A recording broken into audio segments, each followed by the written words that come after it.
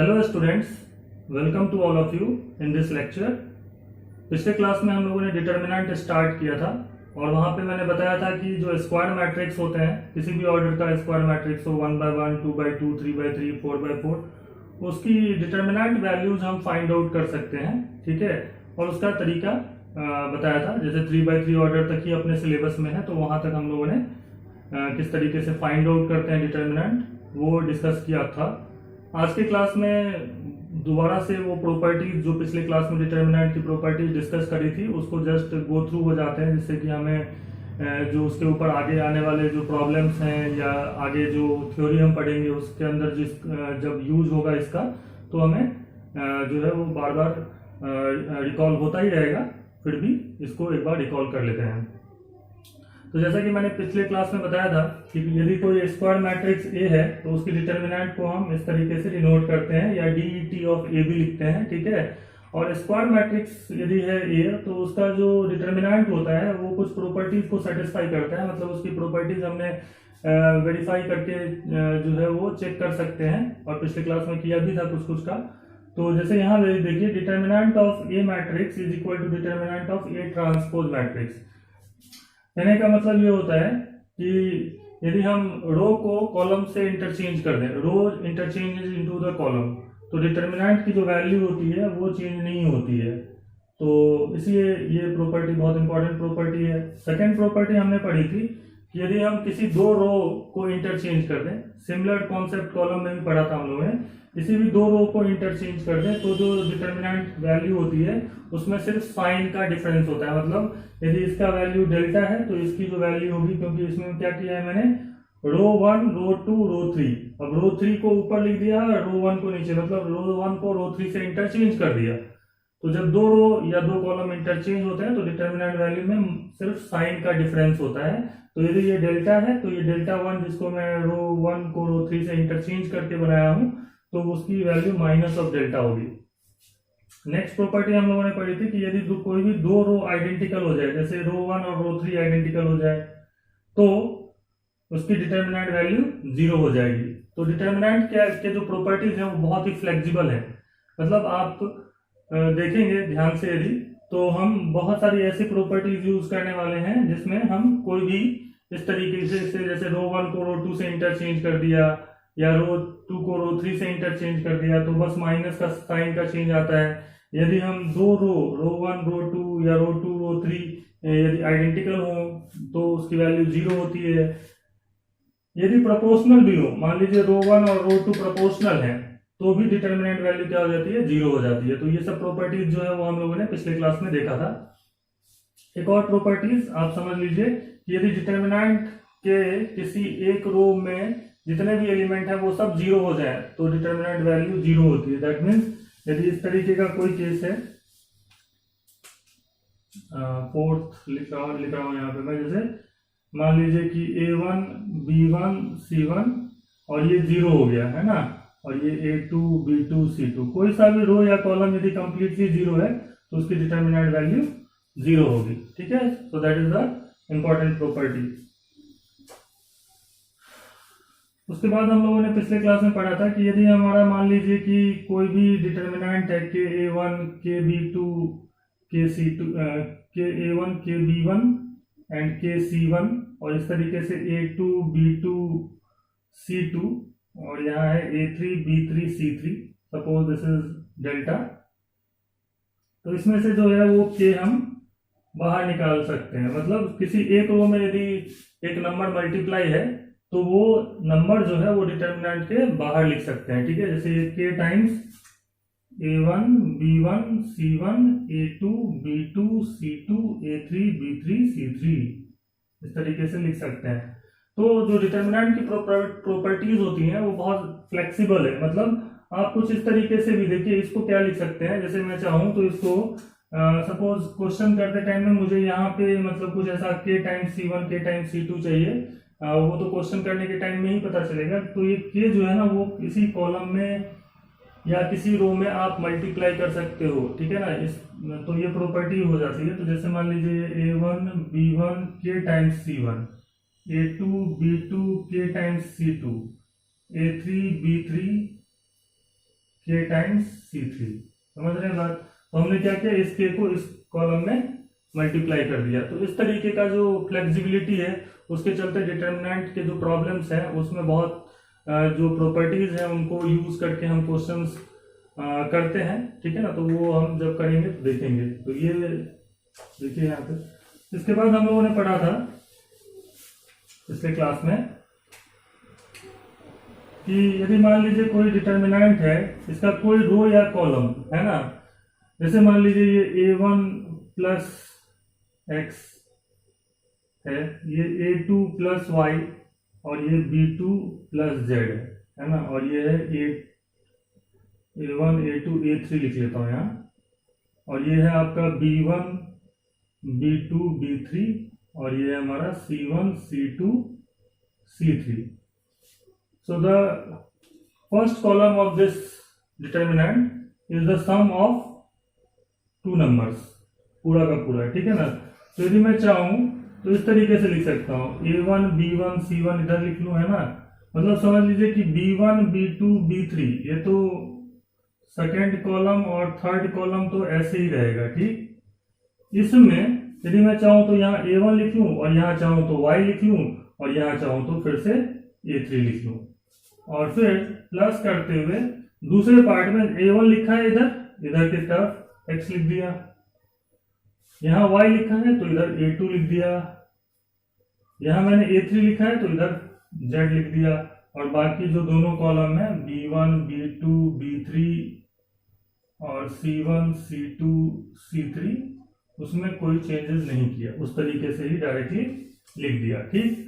तो ये जो प्रॉपर्टीज है उसमें आप देखेंगे कि बहुत सारा फ्लेक्सिबिलिटी है, ठीक है ना। तो फ्लेक्सिबल है डिटर्मिनेंट जो है उसको हम इस तरीके से लिख सकते हैं। क्लास में डिस्कस किया था वो हमने ये किया था कि यदि एक डिटर्मिनेंट है जिसमें ये a1 b1 c1 ये डेल्टा है मान लीजिए, और ये a2 b2 c2 और ये है a3 b3 c3। तो यदि हम किसी एक रो में लाइक R1 जैसे है या R2 है, कोई सा भी रो में R1 को मैं इस तरीके से लिख दूं कि R1 interchange into R1 plus k times R3, तो जो डिटर्मिनेंट होगा उसमें जो नंबर्स होंगे वो तो ऑटोमेटिकली चेंज हो जाएंगे। जैसे मान लीजिए a1 plus k times a3 हो जाएगा। k क्या है यहाँ पे, कोई भी रियल नंबर है, कोई भी कांस्टेंट है, non zero constant, k is not equal to zero. अब k इक्वल टू जीरो होगा तो कोई चेंज ही नहीं होगा, तो k is any real number कह लीजिए। b1 plus k times b3, c1 plus k times c3, और बाकी a2 b2 c2 और a3 b3 c3 वैसे ही रहेगा। तो जो डिटर्मिनेंट की वैल्यू होती है डेल्टा ही रहने वाली है, मतलब इसका जो वैल्यू होगा डिटर्मिनेंट का इसका भी उतना ही होगा। दैट मीन्स एक चीज यहाँ पे जो ध्यान रखनी चाहिए कि जिस स्टेप में आप रो 1 में चेंज कर रहे हैं, रो 1 किसके अंदर चेंज कर रहे हैं, रो 1 में, किसको यूज करते हुए, रो 3 को यूज करते हुए, ठीक है ना। समझ रहे हैं बात। तो उसी सेम स्टेप में आप रो 3 के अंदर कोई चेंज नहीं करेंगे, ठीक है, क्योंकि आप रो 3 को यूज कर रहे हैं रो 1 को चेंज करने में। तो at the same step you can not change row 3। So when we are using row 3, okay, then in the same step we cannot change anything in that row। रो 3 में सेम स्टेप में आपको change नहीं करना है। Determinant of k into A matrix जो होता है, ये पिछले क्लास में तो नहीं बता पाया था, बट ये समझिए, determinant of k into A matrix is equal to k to the power n determinant of A. बहुत इंपॉर्टेंट प्रॉपर्टी है। यहाँ पे n क्या है, n is the order of matrix A. ये क्या है, एक स्क्वायर मैट्रिक्स है, तो determinant of k into A matrix किसके बराबर होता है, k to the power n determinant of A. इसको एक एग्जांपल से मैं बता रहा हूं वेरीफाई करते हुए। जैसे मान लीजिए कि ए मैट्रिक्स है और ये है आपका 4 3 1 2, है ना। तो इसका जो डिटर्मिनेंट वैल्यू होगा, डिटर्मिनेंट ऑफ ए यदि मैं निकालूंगा तो वो ऐसे लिख लेते हैं पहले 4 3 1 2, तो ये हो जाएगा 8 माइनस 3 एंड दैट इज 5। कितना आएगा? 5 आएगा, है ना। निकाल लिया हम लोगों ने।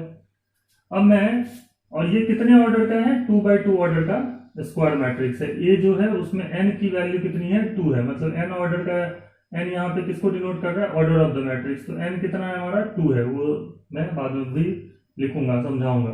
तो यहाँ पे मैं क्या करता हूँ, 3 टाइम्स a निकाल लेता हूँ, और मतलब k की वैल्यू मैंने यहाँ 3 ले ली। तो 3 टाइम्स a कितना हो जाएगा? वो हो जाएगा आपका 4 3 जा 12, 3 3 जा 9। आपको डिटरमिनेंट मैट्रिक्स में मल्टीप्लीकेशन आता है, हर एक एलिमेंट में मल्टीप्लाई हो जाता है 3, और ये हो जाएगा 6। अब मैं डिटरमिनेंट ऑफ 3 इंटू ए निकालता हूं, कितना आता है। तो ये हो जाएगा आपका कितना? Determinant of 12 9 3 6 and that is equal to 12 into 6, 12 into 6 that is 72 minus 27, okay, 9 into 3। और ये हम सॉल्व करेंगे तो ये हमारे पास आ जाएगा आपका 45, ठीक है। 2 इधर इधर जाएगा 1, तो ना आ जाएगा, ठीक है, 45 आएगा। And 45 is nothing but is equal to 3 square into 9 लिख सकता हूं मैं, 3 square into 5, sorry, 3 square into 5, 9 into 5 is 45, and that is nothing but equal to 3 square and determinant of a is equal to 5, so 3 square determinant of a, you can easily see here. Why? This 2 is nothing but the order of this square matrix, okay. तो ये 2 by 2 order का matrix है, तो यहाँ क्या आ गया? 3 square determinant of A के बराबर आ गया, मतलब determinant of 3 into A matrix is equal to 3 square into determinant of A. Similarly किसी भी ऑर्डर में इसी तरीके से हम फाइंड आउट कर सकते हैं। दैट मीन्स यदि किसी ए मैट्रिक्स, मान लीजिए ए एक मैट्रिक्स है जो कि ए आई जे 3 by 3 ऑर्डर का मैट्रिक्स है, और इसकी डिटर्मिनेंट वैल्यू जो है वो है आपका -2, okay. And the question is find determinant of 5 into A, okay, कितना होगा। तो मैं क्या लिखूंगा इसमें? मैं लिखूंगा इसकी वैल्यू होती है कितनी? Determinant of k into A होता है k to the power n determinant of A, so it is nothing but 5 to the power n, and here n is equal to 3। In this case n कितना है? 3 के बराबर है। Order देख लीजिए, तो 5 into 3 determinant of A, and that is 125 into minus of 2, and that is -250। तो 1 mark का क्वेश्चन बोर्ड एग्जाम में भी इस तरीके से जो है वो पूछा जाता रहा है। वैसे एंट्रेंस में भी इस फॉर्मूले की जो जरूरत है वो बहुत ही ज्यादा है, तो इसको हम याद रखेंगे। That is determinant of k into A matrix is equal to k to the power n determinant of A, याद रख लीजिए, and that is a property of matrix determinant. The next property is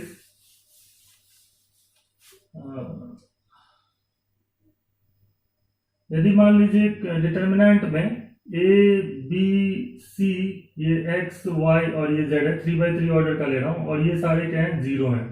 तो यदि किसी भी matrix में diagonal element के नीचे या उसके ऊपर वाले सारे एलिमेंट 0 हो, इसको मैं बता चुका हूं, this is nothing but upper triangular matrix बोलते हैं इसको, ठीक है ना, अपर ट्रायंगुलर मैट्रिक्स है। तो इसका जो डिटर्मिनेंट वैल्यू होता है वो a इंटू बी इंटू सी होता है, मतलब प्रोडक्ट ऑफ डायगोनल एलिमेंट्स। तो इस तरीके से हम बता सकते हैं कि डायगोनल एलिमेंट्स के नीचे के सारे एलिमेंट या उसके ऊपर के सारे एलिमेंट 0 हो, तो उसकी डिटर्मिनेंट वैल्यू कितनी होगी? a इंटू बी इंटू सी होगी, मतलब डिटर्मिनेंट ऑफ 2 3 5 0 6 1 एंड 0 0 2, इसका यदि मुझे निकालना होगा तो that is 2 into 6 into 2 and that is 24। Clear? तो इस तरीके से हम ये भी एक प्रॉपर्टी याद रख सकते हैं। नेक्स्ट जो प्रॉपर्टी है डिटर्मिनेंट की वो ये है कि डिटर्मिनेंट ऑफ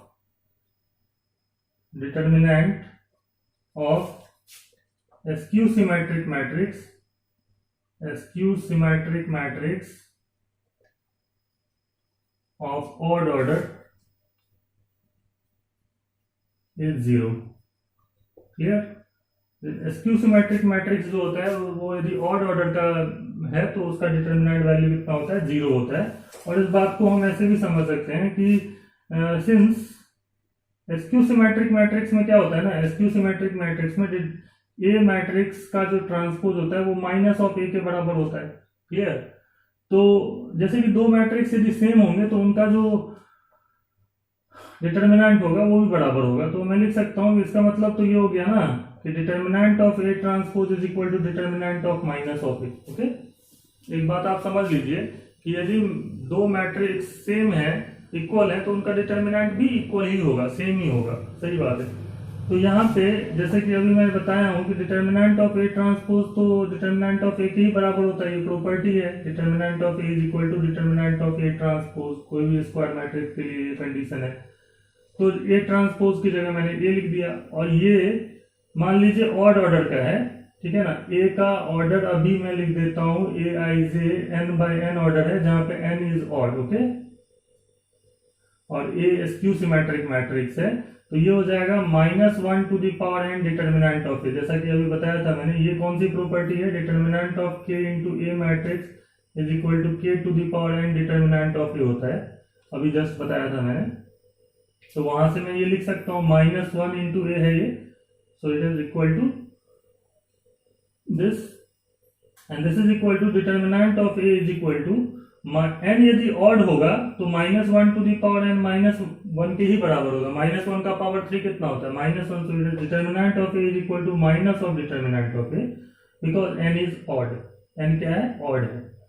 और इसका साफ साफ मतलब ये निकल जाता है कि 2 टाइम्स डिटरमिनेंट ऑफ a क्या होगा, 0 होगा, and that means determinant of a 0 होना चाहिए।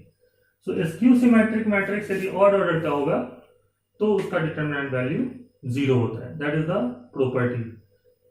डिटरमिनेंट की जो प्रॉपर्टीज हैं उनको यदि हम अच्छे से सीखना चाहते हैं या उसको समझना चाहते हैं अच्छे से, तो उसके लिए प्रॉब्लम्स बहुत सारे करने होंगे, ठीक है ना। उसके बिना इसकी जो प्रॉपर्टीज हैं वो आप याद नहीं रख सकते हैं, ठीक। तो नेक्स्ट देखते हैं हम लोग कुछ और एक प्रॉपर्टी, है ना।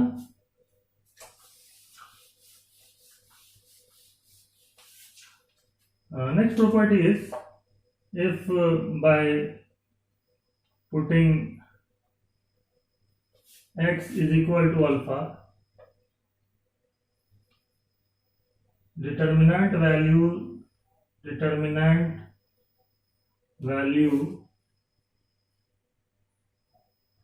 vanishes का मतलब होता है 0 हो जाना, ठीक है। मतलब यदि किसी डिटर्मिनेंट में x में एक इक्वेशन, मतलब x के टर्म में डिटर्मिनेंट है, मान लीजिए इस तरीके से है x -2 x -1 x, है ना। और यहाँ दिया हुआ है आपका 9, यहाँ है आपका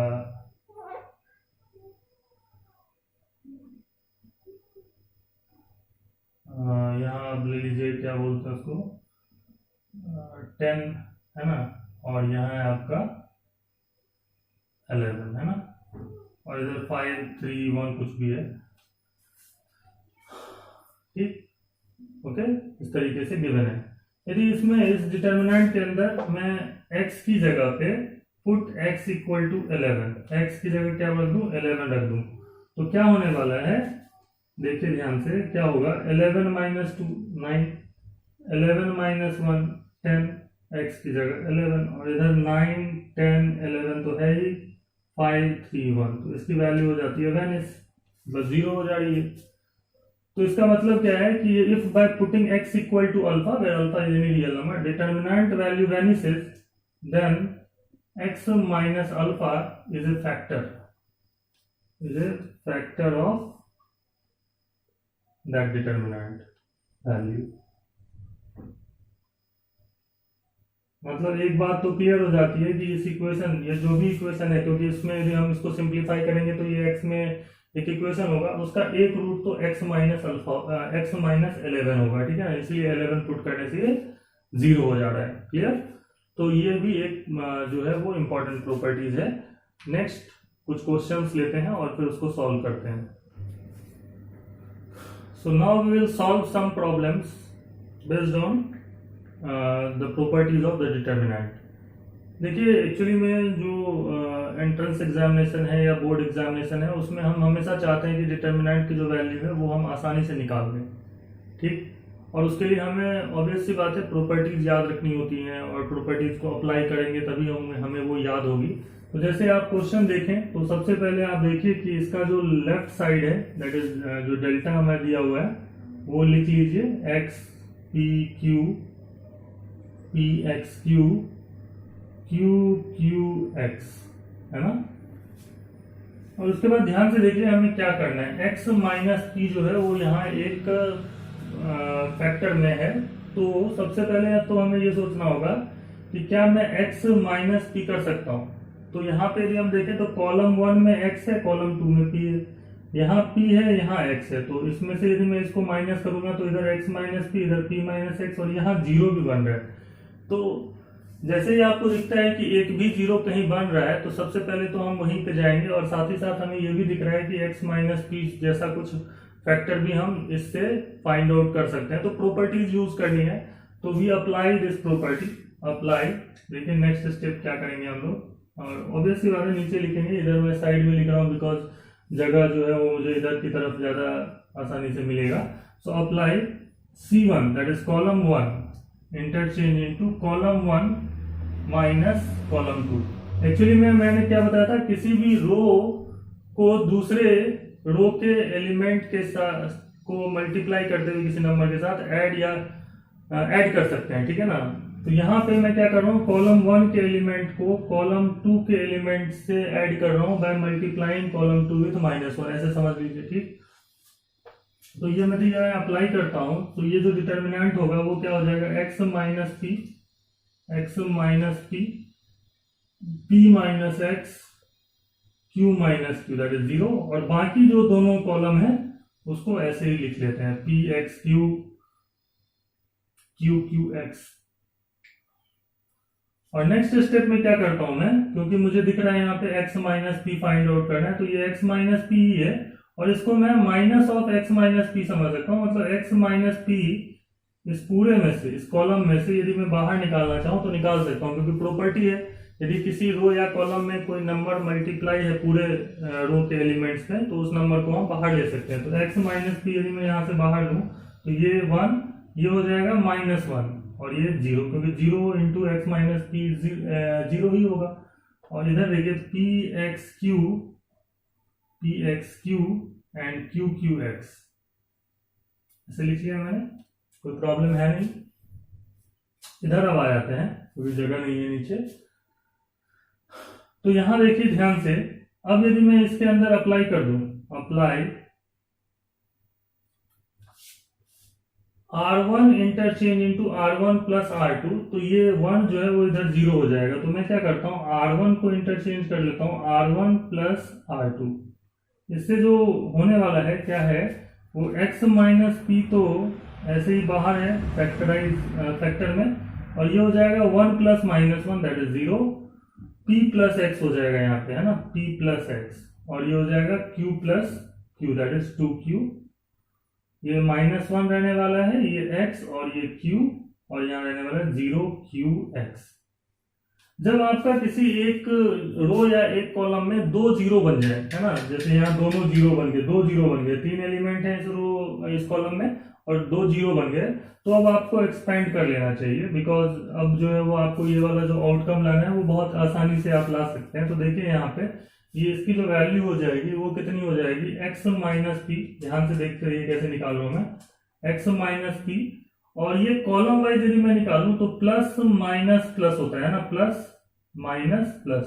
सो ये 0 इंटू एनीथिंग इज 0, तो 0 वाला छोड़ देते हैं, माइनस ऑफ -1 है ना, इधर माइनस ऑफ -1, और इसमें जो डिटर्मिनेंट वैल्यू होगी -1 में कैसे लेंगे हम लोग, -1 जिस रो और कॉलम में उसको हटा देते हैं, तो p प्लस एक्स क्यू है ना, p प्लस एक्स क्यू, और ये बचेगा 2qx है ना, 2q एंड x, और ये हो गया क्लोज। बाकी 0 0 है दोनों जो एलिमेंट्स हैं, तो -1 वाला जो एलिमेंट था उसी के लिए निकाला हमने।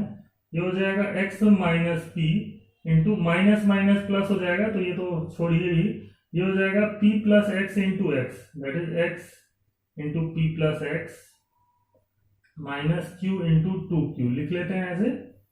नेक्स्ट स्टेप ये हो जाएगा x माइनस पी, और ये देखिए हो जाएगा x into x, that is x square, okay, plus x into x that is x square, x into P that is P x लिख सकते हो आप, माइनस टू क्यू स्क्वायर, यही प्रूफ करना था, है ना, दैट इज प्रूफ। इस तरीके से आसानी से ये प्रॉब्लम जो हो जाता है वो सॉल्व हो जाता है। और यहाँ पे मैंने प्रॉपर्टीज लगाए हैं, ठीक है ना, तो कौन कौन सी प्रॉपर्टीज जो बेसिकली है वो आपको, ये वाली जो प्रॉपर्टी जो सबसे लास्ट प्रॉपर्टी मैंने बताई थी पिछले क्लास में और आज के क्लास में भी डिस्कस किया था, वो प्रॉपर्टी लगाई। एक तो कॉमन जो ले सकते हैं हम किसी रो या कॉलम में से कोई भी जो सब में यदि मल्टीप्लाई है तो वो वाली प्रॉपर्टी लगाई, और उसके बाद जो है वो बेसिक जो है वो जीरो बनाने की कोशिश करते हुए क्वेश्चन। और ये सिर्फ एक बार नहीं, जितनी बार आप चाहे लगा सकते हैं जरूरत पड़ने से, है ना, अकॉर्डिंग टू द प्रॉब्लम।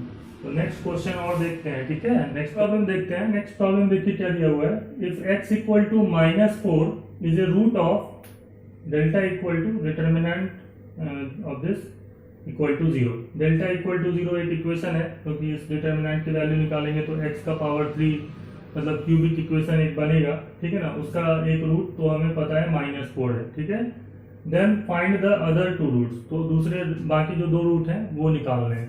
तो इस क्वेश्चन को by using the properties of determinant कैसे सॉल्व करेंगे। वैसे तो यदि मैं डिटर्मिनेंट को सॉल्व कर लूँ तो x का जो है वो उसमें क्यूबिक इक्वेशन आएगा, उसका एक रूट हमें -4 पता है तो बाकी हम निकाल सकते हैं, वो तो अलग बात है। लेकिन डिटर्मिनेंट को यूज करते हुए कैसे निकालें, तो जैसे मैंने बताया कि x इक्वल टू -4 इसका रूट है, इसका मतलब होता है कि x plus 4 is a factor of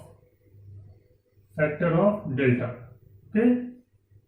तो देखिए सॉल्व करते हैं। तो सबसे पहले तो मैं ये डिटर्मिनेंट लिख लेता हूं, क्या है ये, x2 3 1x1 3 2x, ओके, इस तरीके से दिया हुआ है। और इस दिस इक्वल टू 0 के जो है वो एक रूट -4 है, ये भी हमें पता है। तो इसको मैं एक्चुअली में फैक्टर करना चाहूंगा तो या तो मैं एक्सपेंड करके करूं, उसमें भी टाइम लगेगा। उससे अच्छा प्रॉपर्टीज यदि हम लगा लें यहाँ पे, तो एक बार को यहाँ पे देखिए x है, ये 1 है, ये 3 है, तो x प्लस 1 प्लस 3 यदि करें तो x प्लस 4 यहाँ आ सकता है। सिमिलरली 2 यहाँ पे है और x यहाँ है, तो एक्चुअली ये कर देते हैं, रो 1 को यदि इंटरचेंज कर दूं, रो 1 प्लस रो 2 प्लस रो 3, मतलब दो स्टेप एक साथ लगा रहा हूँ। पहले तो मैंने रो 1 में रो 2 ऐड किया तो ये x प्लस 1 बन जाएगा, और फिर मैंने इसमें r3 भी ऐड कर दिया, रो 1 में इंटरचेंज कर दिया। तो ये स्टेप जो है वो दोनों एक साथ लगा दे तो भी कोई दिक्कत है नहीं। तो यहाँ पे जो डिटर्मिनेंट हो जाएगा, यदि मैं ये अप्लाई करता हूँ, अप्लाई दिस ऑपरेशन, तो डिटर्मिनेंट वैल्यू चेंज नहीं होती है, ये इसके बराबर ही रहेगा, है ना। तो जैसा हमने पढ़ा था उस तरीके से यदि मैं कहूँ तो x plus 1 plus 3 that is यहाँ x प्लस 4 आ जाएगा, यहाँ 2 plus x plus 2 that is also x plus 4, and 3 plus 1 plus x that is also x plus 4, और बाकी 1x1 और 3 2x, ये तो इस तरीके से हम लिख ही सकते हैं। क्लियर। अब क्या हो जाएगा यहाँ पे, ये x plus 4 x plus 4 x plus 4, तो यहाँ से मैं x प्लस 4 कॉमन ले सकता हूँ, और ये हो जाएगा 1 1 1 1x1 3 2x। क्लियर।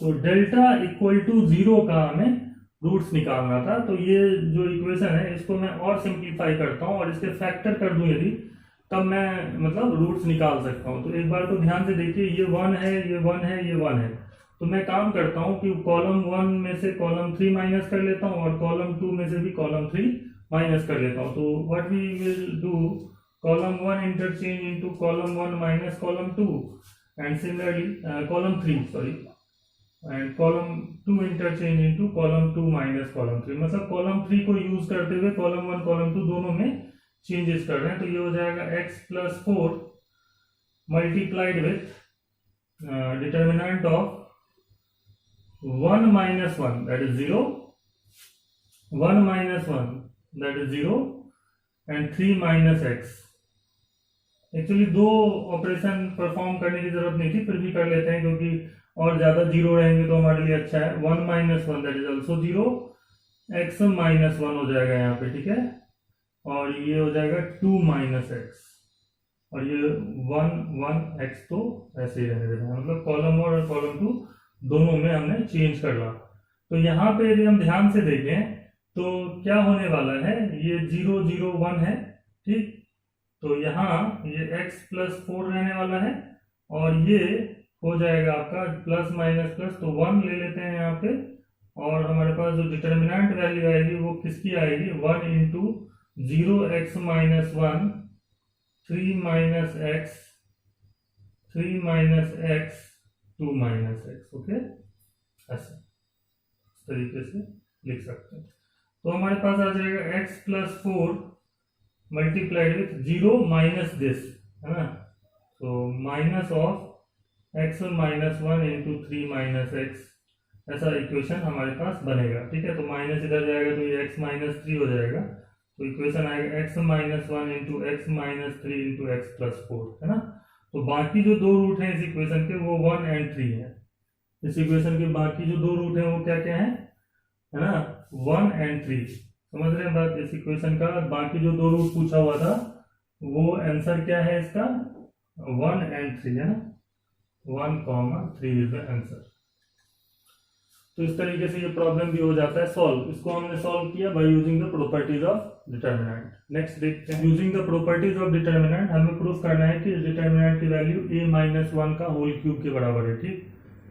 तो इस क्वेश्चन को सॉल्व करना है तो जैसे कि आप हमेशा ध्यान रखिए कि जैसे मान लीजिए किसी रो या कॉलम में आपको पूरा का पूरा 1 दिख रहा हो, है ना। तो सबसे पहले तो आप इसको जीरो कैसे बनाएंगे, यदि मैं रो 1 को रो 2 से माइनस कर दूं, है ना, और रो 3 को रो 2 से माइनस कर दूं, मतलब इस तरीके से 1 माइनस 1 जीरो होता है। और यहाँ पे यदि हम ध्यान से देखें तो इसको यदि इससे माइनस करेंगे तो 2a कैंसल आउट होगा, और हमारे पास जो है वो आ जाएगा a स्क्वायर माइनस 1, है ना, and that is a plus 1 into a minus 1। इसमें से इसको माइनस करने से भी हमारे पास 2a minus a that is a minus 1 मिलने वाला है, और ये जीरो हो जाएगा। तो a माइनस a जो है वो फैक्टर बन सकता है। तो एक काम कर लेते हैं, एक जो पॉसिबिलिटी यहाँ पे मुझे दिख रही है, इस पूरे को मैं अप्लाई कर सकता हूं, मैं apply R1 interchange into R1 minus R2, clear. पहला तो ये ऑपरेशन आप लगा दीजिए लेफ्ट हैंड साइड वाले डिटर्मिनेंट पे, है ना। राइट हैंड साइड लाना है, लेफ्ट हैंड साइड वाले में ये अप्लाई कर देते हैं। तो ये जो पूरा का पूरा डिटर्मिनेंट है उसमें इसको इससे माइनस करेंगे तो ये हो जाएगा a स्क्वायर माइनस 1, ये हो जाएगा आपका a माइनस 1, और ये हो जाने वाला है 0। सिमिलरली यदि मैं इसमें से इसको माइनस करता, है ना, इसमें से इसको माइनस करता, तो यदि आप ध्यान से देखेंगे तो यहाँ पे भी जीरो बन सकता है। तो आप जितना जीरो बना सकते हैं, लेकिन आपको क्या करना है, रो 2 आप यूज कर रहे हैं तो रो 2 में कोई चेंज उस स्टेप में मत करिए, बट रो 3 में तो कर ही सकते हैं। रो 3 माइनस रो 2 कर देता हूँ तो ये तीसरा वाला, तो मतलब ये 2a प्लस 1 a प्लस 2 और 1 ऐसे ही लिख लेता हूँ, और ये भी ऑपरेशन में अप्लाई कर देता हूँ इन द सेम स्टेप, तो कोई दिक्कत नहीं है। तो क्या हो जाएगा 3 minus 1 that is 2 minus 2a। इसमें से इसको माइनस करेंगे तो 3 minus 2a minus 1 that is 3 minus 1 that is 2 minus 2a। ये हो जाएगा 3 माइनस a माइनस 2, तो ये हो जाएगा आपका 1 माइनस a, है ना। 3 माइनस 2 दैट इज 1, और ये पूरा माइनस हो रहा है तो 1 माइनस a और 1 माइनस 1 हो जाता है 0, क्लियर। अब यदि ध्यान से देखेंगे तो a माइनस 1 यहाँ से मैं कॉमन ले सकता हूँ, तो एक a माइनस 1 यहाँ से कॉमन ले सकता हूँ, और ये है आपका 2 टाइम्स 2 माइनस a, है ना। और यदि मैं इसको इसमें से a माइनस 1 कॉमन ले लूँ, मतलब होल स्क्वायर कॉमन ले रहा हूँ, यहाँ से a माइनस 1 कॉमन किस लिए बोल रहा हूँ मैं, क्योंकि ये 2 टाइम्स 1 माइनस a है ना, क्लियर। और ये 1 माइनस a है, लेकिन मैं a माइनस 1 कॉमन ले रहा हूँ, ठीक। तो ये हो जाएगा आपका a प्लस 1, ये हो जाएगा 1, a माइनस 1 यहाँ से यदि हम हटाएं तो 0। ये प्रॉपर्टीज हमने पढ़ी है कि a, देखिए एक तो a माइनस 1 मैंने यहाँ से कॉमन ले लिया, तो a minus 1 a square minus 1 is a minus 1 into a plus 1, तो a माइनस 1 बाहर निकला है तो a प्लस 1 तो बचा है, इधर से 1 हो जाएगा और ये 0 हो गया। इधर वैसे ही लिख लीजिए 2a plus 1 a plus 2 and ये 1, है ना। यहां से देखिए यदि मैं यहाँ पे 2 टाइम्स -2 कॉमन ले लूं तो ये जो है ना, ये a-1 लिख सकता हूं इसको, है ना। -1 यहाँ से कॉमन ले लूं तो ये भी a-1 है और ये 0 है। क्लियर। तो मैं क्या कर रहा हूँ, a-1 यहाँ से पूरे में से कॉमन ले लूं तो मतलब a-1 यहाँ से हट जाएगा, यहाँ से a-1 हट जाएगा, तो बचेगा क्या, इस तरीके से बच जाएगा। क्लियर, ध्यान से देखते रहिए, है ना। अब मुझे चाहिए a-1 होल क्यूब। ठीक, तो एक बात मुझे दिख रही है, यदि मैं इसको इससे ऐड कर दूं तो यहाँ भी जो है वो 0 बन जाएगा, है ना। इफ यू ऐड दिस रो, तो मैं क्या करता हूँ, रो 1 को इंटरचेंज कर लेता हूँ, रो 1 प्लस रो 3। क्लियर। तो क्या हो जाने वाला है, ये a-1 होल स्क्वायर, और ये डिटर्मिनेंट के अंदर देखिए क्या आ जाएगा, a+1 -2 हो जाएगा, that is a-1, 1 + -1 that is 0, 0 + 0 that is 0। ये तो ऐसे रहेगा 2a + 1, a+2 1 -2 -1 0, पूरा का पूरा वैसे ही है, बस बाकी अंतर क्या हुआ है, यहाँ पे एक 0 और आ गया। अब आप देखिए इस पूरे में से a-1 जो है वो फिर से कॉमन लिया जा सकता है, तो ये कितना हो जाएगा, a-1 का होल क्यूब लिख सकता हूँ, और यहाँ डिटर्मिनेंट में हो जाएगा 1 0 0, 2a + 1, a+2 1 -2 -1 0। क्लियर। अब मैं थोड़ा सा आगे इसको सिंप्लीफाई करूंगा, और ध्यान से देखिए, तो ये जो भी क्योंकि इसमें जैसे तीनों में 2 0 आ गए यहाँ पे, तो आप ऐसे लिख सकते हैं अब एक्सपेंड कर लेते हैं, तो a-1 होल क्यूब 1 इंटू, ये 1 जिस रो और कॉलम में वो हट जाता है, और डिटर्मिनेंट किसकी आती है, इसकी, है ना, इस वाले की। तो a+2 इंटू 0 कितना हो जाता है, 0 -1 इंटू 1 दैट इज -1, तो ये +1 हो जाएगा पूरा का पूरा, और आंसर जो है वो a-1 का होल क्यूब आ रहा है। मतलब वही प्रूफ करना था, आंसर क्या कहेंगे, उसको बोलेंगे कि प्रूफ करना था, जो वो आ चुका है। तो दिमाग आपको कहाँ लगाना है वो आपको सोचना है, क्योंकि डिटर्मिनेंट में आपकी जो आगे की सोचना है कि हमें लाना क्या है, आंसर तो हमें पता है क्या आएगा, ठीक, उसको हमें अप्रोच करना है कि a-1 लाना है, तो a-1 कैसे आएगा, कहाँ, तो आपको मेनली तो दिमाग लगाना है कि लाना क्या है, और साथ ही साथ 0 कहाँ कहाँ बन सकता है। तो दोनों चीजें जब साथ में आप सोचेंगे तो जो प्रॉब्लम्स होते हैं वो आसानी से सॉल्व हो जाते हैं। वहां पे जो है वो इन जनरल हम वो प्रॉपर्टीज यूज करते हैं जो हमने सीखे हैं। नेक्स्ट ये वाला प्रॉब्लम देखिए, यहाँ पे डेल्टा गिवन है 1 1 1 x y z x square y square z square, और डेल्टा 1 गिवन है 1 1 1 y z z x y z। Prove that delta plus delta 1 equal to 0। ठीक है ना, ये प्रूफ करना है। तो यहाँ पे मैं स्टार्ट करता हूँ इस क्वेश्चन को सॉल्व करना, कहाँ से, डेल्टा 1 से, और डेल्टा 1 कितना दे रखा है हमें, एक्चुअली डेल्टा प्लस डेल्टा 1 0 हमें करना है, तो डेल्टा 1 से स्टार्ट करें और डेल्टा 1 को प्रूफ कर दें कि वो माइनस ऑफ डेल्टा है, तो ये काम आसानी से हम कर सकते हैं। 1 1 1 ये है y z z x x y, और ये है x y z। सबसे पहले तो ये दिया हुआ है, लेकिन यहाँ पे मैं देख रहा हूँ कि यहाँ 1 1 1 है, ठीक है ना, ध्यान से देखिए, यहाँ है 1 1 1। तो सबसे पहले तो मैं इस 1 1 1 को यहाँ लाना चाहता हूँ, तो मैं जानता हूँ कि determinant of A matrix is equal to determinant of A transpose matrix. तो यदि मैं इसको 1 1 1 इधर ले आऊँ, ये y z z x x y इधर आ जाएगा, और ये हो जाएगा x y z। क्लियर। अब एक काम कर लेते हैं, क्योंकि यदि मुझे यहाँ पे देखना है, तो यहाँ जो है वो x square y square z square इधर है, तो यदि मैं इसमें पूरे में x से मल्टीप्लाई कर दूं, इसमें y से और इसमें z से, तो दो चीजें होंगी, एक तो x y z यहाँ हो जाएगा, और यहाँ x square y square z square हो जाएगा। ठीक, तो एक काम करते हैं, यहाँ पूरे जो मैं मल्टीप्लाई करने कैसे करते हैं, देखिए 1/x into y into Z, है ना, ऐसे लिख लेता हूं, और x आप समझिए, x इधर मल्टीप्लाई किया, कहने का मतलब है कि x 1/x और इधर x मल्टीप्लाई, मतलब ये हो जाएगा x into y into z, और ये x स्क्वायर। अब यहां से यदि x कॉमन ले लें तो पहले जैसा ही बन जाएगा, लेकिन ये x और ये x कैंसिल आउट हो गया, तो हमने कोई चेंजेस नहीं किए।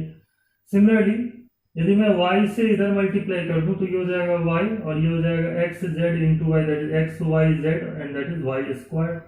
यहाँ भी y यदि कॉमन ले लूं और यहाँ नीचे में डिनोमिनेटर में है तो कैंसिल आउट हो जाएगा, तो सेम ही है।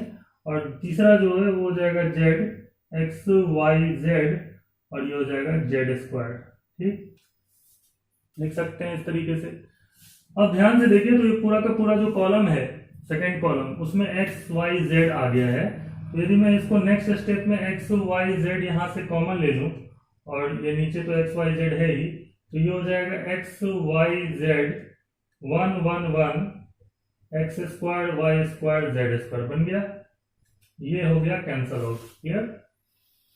अब हमें क्या चाहिए, 1 1 1 इधर चाहिए, एक्स वाई जेड बीच में चाहिए। तो मैं क्या करता हूँ, कॉलम 1 को कॉलम 2 से इंटरचेंज कर लेते हैं। ठीक है, कॉलम 1 इंटरचेंज टू कॉलम 2। लेकिन हमने पढ़ा हुआ है कि जैसे ही मैं कॉलम 1 को कॉलम 2 से इंटरचेंज करूंगा तो x square y square z square ऐसे ही रहेगा और माइनस लगा देंगे। क्यों लगा देंगे माइनस? क्योंकि ये प्रॉपर्टी है that if you interchange any two rows और column then the value is only different in sign.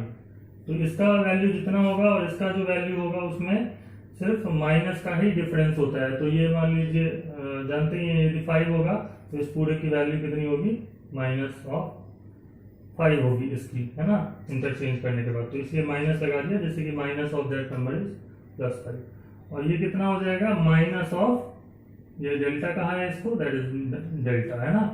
तो डेल्टा 1 कितना प्रूफ कर दिया, that is minus delta. Delta 1 is equal to minus of delta and that simply implies that delta plus delta 1 equal to 0। That is proof. तो जो properties हैं उनको हमें अच्छे से समझना होगा और फिर हम क्वेश्चन सॉल्व करते हैं। Determinant is a very flexible, हम उसमें बहुत सारे changes according to their property कर सकते हैं। ऐसा नहीं कि फ्लेक्सिबल है तो अपने मन से कुछ लगा दिया। जो भी प्रॉपर्टीज हैं उन्हीं को यूज करना है और क्वेश्चन जो है वो आगे सॉल्व करते जाना है। नेक्स्ट क्लास में कुछ और प्रॉब्लम्स और कुछ थ्योरी हम जो है वो करेंगे, क्योंकि डिटर्मिनेंट जो है वो हमने जब स्टार्ट किया है तो सिर्फ अभी ये जो हम क्वेश्चंस कर रहे हैं उतना ही नहीं, और भी क्वेश्चंस करते रहेंगे। और साथ ही साथ हमें ये भी सीखना होगा कि और इसके आगे डिटर्मिनेंट की प्रॉपर्टीज को सीखने के बाद हम इस चैप्टर में और क्या क्या हमारा जो थ्योरी पार्ट है उसमें और क्या क्या चीज़ें हैं और क्वेश्चंस कहाँ से बन सकते हैं। सो आज के लिए इतना ही। Thank you.